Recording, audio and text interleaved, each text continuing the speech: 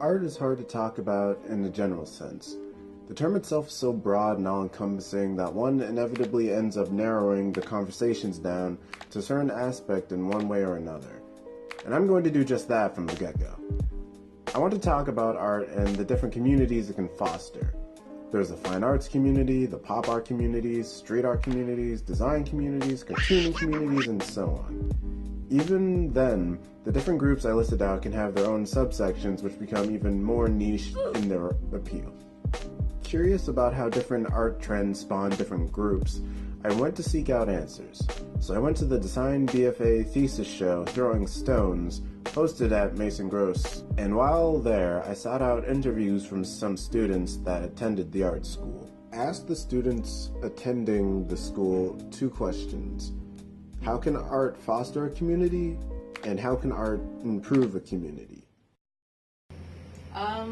Well, art has the ability to bring people together, so by letting people explore their interests, does that make sense?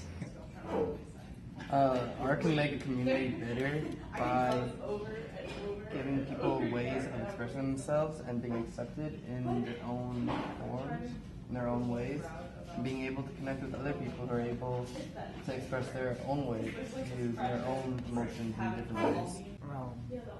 Well, it's just like an extension of communication in general, so that it's really important that as artists you start a dialogue that's both challenging and engaged with the social environment around you, and I think in that sense you're able to make sort of issues and ideas more approachable than they would be through other modes of communication. Partially because art is sort of disguised as fun, but I think that behind that there is something that's very serious and important to experiencing art. Yeah.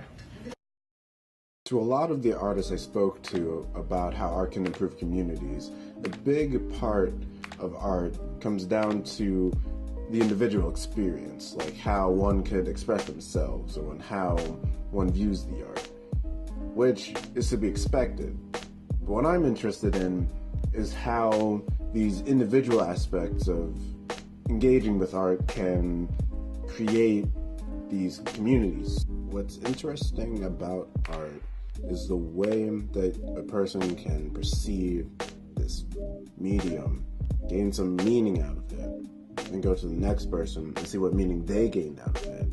And then from that, a community can start forming, and it'll just, hopefully, if it's successful art, it'll keep expanding and expanding and expanding until there's this large, almost cult of personality around that piece or that author, artist, whatever.